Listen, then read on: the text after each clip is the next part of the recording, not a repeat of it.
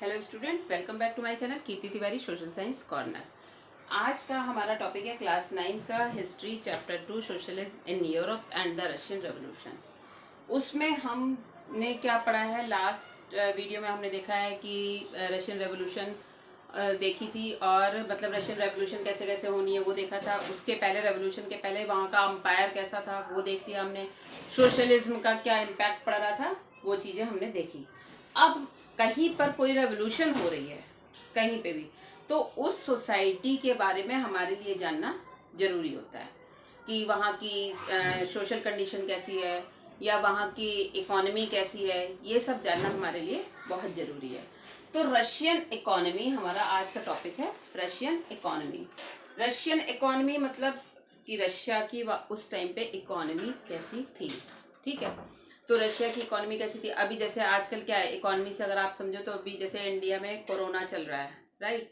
जब इसमें कोरोना चल रहा है तो क्या है कि अभी अनलॉक किया गया है। अनलॉक क्यों किया गया है? सो दैट कि हमारी क्या हो, इकोनॉमी जो है वो स्ट्रांग हो सके। क्योंकि इकोनॉमी हमारी जब 2 महीने लॉकडाउन रहे हम, तो उसमें क्या हुआ, हमारी इकोनॉमी सारे अर्थव्यवस्था वगैरह सब ठप हो गई क्योंकि सब कुछ बंद हो गया था। कहीं पे कोई भी वर्क नहीं हो रहा था। तो उसको फिर से करने के लिए, स्ट्रॉन्ग करने के लिए अब अनलॉक किया गया है और उसमें सभी को बोला गया है कि इंस्ट्रक्शंस हैं, गाइडलाइंस हैं, उसके अकॉर्डिंग। क्यों? क्योंकि हमें अपनी इकोनॉमी को स्ट्रॉन्ग करना है, तभी हम आगे बढ़ पाएंगे। तो उस समय रशिया की जो इकोनॉमी थी उसको हम एग्रीकल्चर इकोनॉमी बोलते हैं। एग्रीकल्चर इकोनॉमी क्यों बोलते हैं? क्योंकि रशिया उस टाइम पर, मैंने अपने बताया था कि कितना बड़ा था उस टाइम के रशिया, जो 1914 के टाइम का था। ठीक है, तो वहां पे लैंड बहुत ज्यादा थी, ज्यादा भी थी प्लस फर्टाइल भी थी। तो लोग वहां पे एग्रीकल्चर करते थे, खेती करते थे। लैंड ज्यादा है तो भाई लोग वहां खेती कर रहे हैं। तो अब कितना देखो, it was mainly agriculturist economy. 85% population was engaged in agriculture sector. 85% लोग जो है, पॉपुलेशन है उसका 85% लोग जो है वो कहाँ पे एंगेज है? एग्रीकल्चर सेक्टर में एंगेज है।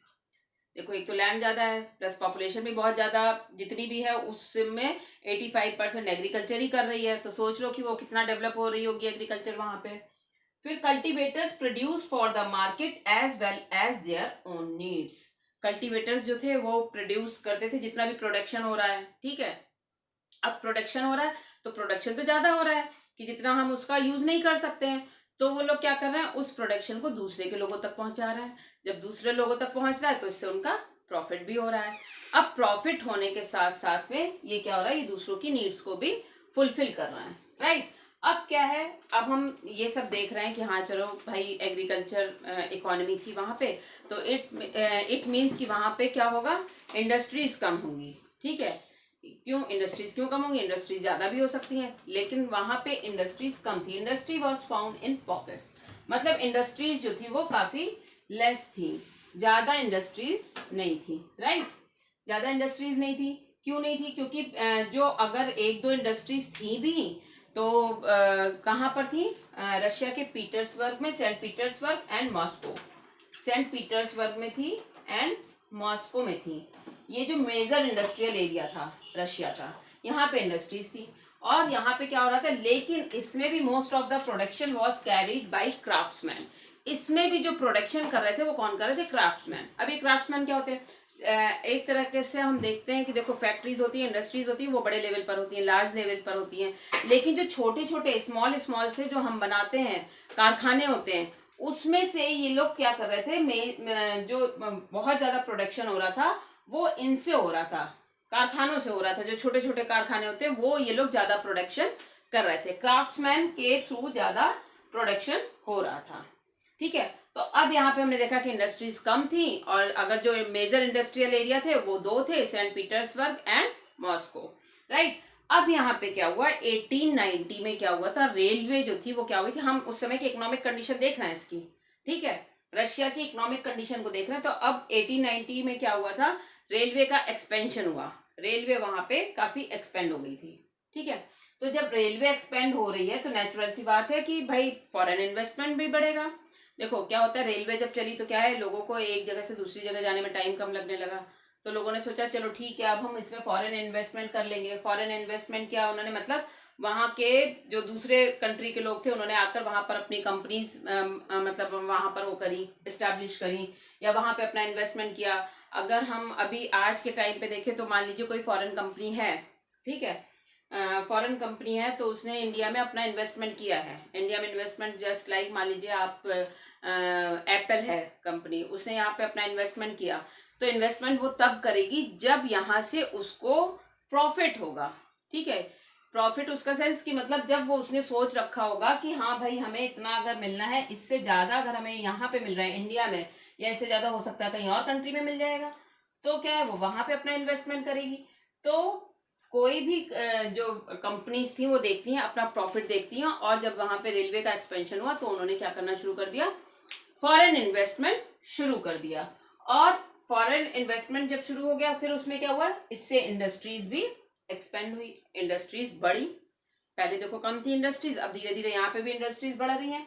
इंडस्ट्रीज जब बढ़ रही हैं तो क्या हो रहा है कि उन इंडस्ट्रीज में भी कौन कौन से प्रोडक्शन मेन बढ़ रहे थे, कोल प्रोडक्शन डबल हो गया था, coal production double and iron and steel output quadruple. मतलब देखो कोल का प्रोडक्शन था वो डबल हो गया, ठीक है, और जो आयरन एंड स्टील था वो उससे जस्ट 4 टाइम ज्यादा हो गया, जितना हो रहा था तो उससे जस्ट 4 टाइम ज्यादा हो गया रेलवे के एक्सपेंशन से, क्योंकि भाई अब आना जाना एक्सपोर्ट इंपोर्ट सब कुछ इजी वे में हो रहा था। तो ये यहाँ पे इस तरह से ये बढ़ गया।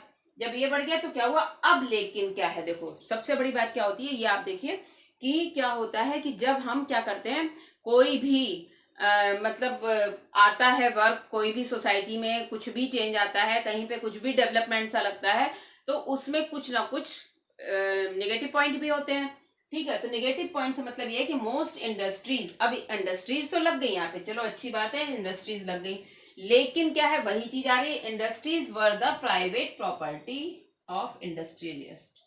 मतलब अब यहाँ पे आप कार्ल मार्क्स को जोड़ सकते हैं। मैंने बोला था ना कार्ल मार्क्स ने बहुत ज्यादा सपोर्ट किया था इन लोगों को, ठीक है।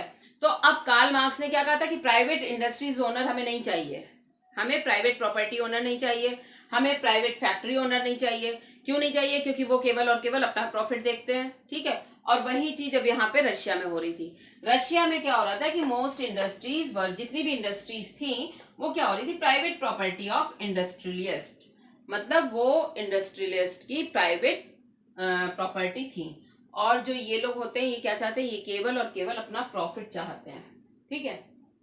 क्या चाहते हैं, केवल और केवल अपना प्रॉफिट चाहते हैं, प्रॉफिट चाहते हैं। और ये फिर वही चीज आ गई है कि ये फिर कुछ नहीं देखते हैं कि वर्कर्स के वेजेस मिल रहा है कि नहीं, वर्कर्स के वर्किंग आवर्स ज्यादा हैं कि कम है, ये सब वो कुछ भी नहीं देखते हैं। हालांकि जब गवर्नमेंट ने इसको टुक ओवर कर लिया था तो गवर्नमेंट ने क्या करा था, रूल्स बनाए थे, was there not any regulation by government, लेकिन वहां पे कोई भी गवर्नमेंट का रेगुलेशन नहीं था। और अगर फिर क्या हुआ, जब government work to ensure maximum wages and less working hours, government ने फिर क्या किया था कि गवर्नमेंट ने कहा, जब कोई भी वो रेगुलेशन नहीं था तो गवर्नमेंट ने कहा अच्छा ठीक है, मैं ये मतलब गवर्नमेंट जो है वो इंश्योर करती है कि वर्कर्स को मैक्सिमम वेजेस दिया जाएगा और उनके वर्किंग आवर्स को लेस कर दिया जाएगा। चलो ये भी बात सही हो गई, अगर ऐसा हो जाता तो बहुत अच्छा होता, तो फिर रेवोल्यूशन जैसी कोई चीज ही ना होती, ठीक है। लेकिन क्या हुआ भाई, अब देखो हर तरह के लोग होते हैं, हर जगह सभी एक जैसे लोग नहीं होते, हर जगह पे अलग अलग तरह के लोग होते हैं और सबकी सोच अलग अलग होती है। तो वही चीज यहाँ पर, often these rules were broken, लेकिन क्या हुआ, रूल्स जो हैं वो तोड़े जाते थे। रूल्स कैसे तोड़े जा रहे हैं, अभी आप अपना ही एग्जाम्पल ले लीजिए, अनलॉक हुआ है तो कितने लोग रूल्स एंड रेगुलेशन को फॉलो कर रहे हैं। सोशल डिस्टेंसिंग के लिए कहा गया, कोई मान रहा है, नहीं मान रहा है। अभी भी लोग बाग जो जिनको रूल तोड़ना है, जिनको रूल्स को फॉलो करना है वो तो नहीं करेंगे, लेकिन जिनको रूल्स तोड़ना है वो क्या कर रहे हैं, अभी भी आप देखिए तो बिना ही बात में घूमते हुए मिलेंगे आपको रोड्स पे। वो क्या है, कुछ लोग बनते ही हैं रूल्स को तोड़ने के लिए, ठीक है। तो उसी तरह से यहाँ पे भी क्या थे, यहाँ पे भी लोगों ने रूल्स को तोड़ा जो गवर्नमेंट ने इंश्योर किया था। अब वही चीज यहाँ पर आ रही है कि long working hours up to 14 to 16 hours, मतलब लॉन्ग वर्किंग आवर्स फिर वर्कर्स के वही थे कि हाँ 15 से 16 घंटे काम करना है, और वर्कर्स की कंडीशन बहुत ज़्यादा खराब थी। वर्कर्स कहाँ रहते थे? Workers were accommodated in rooms, dormitories etcetera. एक ही रूम में रहते थे और डोरमेट्रीज में रहते थे। डोरमेट्रीज आप सबने देखी भी होगी।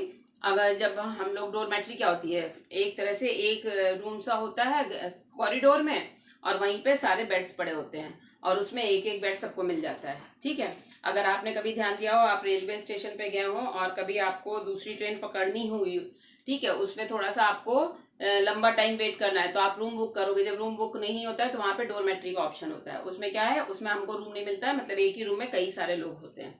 तो वर्कर्स की कंडीशन ये थी कि वर्कर्स यहाँ पे इस तरह से अपनी लाइफ को काट रहे थे या रह रहे थे, उनको रहना पड़ता था, उनकी मजबूरी थी।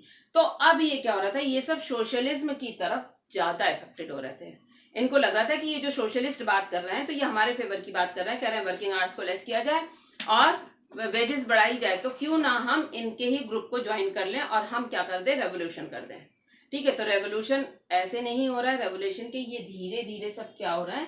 ये सब धीरे धीरे कॉजेज बनते जा रहे हैं। वर्कर्स जो है वो सेटिस्फाइड नहीं हो रहे हैं, और जब ये सेटिस्फाइड नहीं होंगे तभी क्या होता है? जब देखिए कोई सेटिस्फाइड नहीं होता तो एकदम से बम ब्लास्ट होता है। ठीक है, क्योंकि भाई कितना हम करेंगे टॉलरेट, इतना आप टॉलरेट नहीं होगा। तो उसी तरह से यहाँ से वर्कर्स का भी था। अब यहाँ पे हमने ये देख लिया कि रशिया की इकोनॉमी कैसी थी। एग्रीकल्चर इकोनॉमी थी, फिर वहाँ पे इंडस्ट्रीज पहले तो कम थी, फिर रेलवे के एक्सपेंशन के बाद इंडस्ट्रीज धीरे धीरे बढ़ी। इंडस्ट्रीज के बढ़ने से एक्सपेंशन हुआ, फिर रेलवे का एक्सपेंशन हुआ, जिससे इनका फॉरेन इन्वेस्टमेंट बढ़ गया और इस तरह से यहाँ की इकोनॉमी थी। अब हम नेक्स्ट वीडियो में पढ़ेंगे रशियन सोसाइटी के बारे में। Thank you.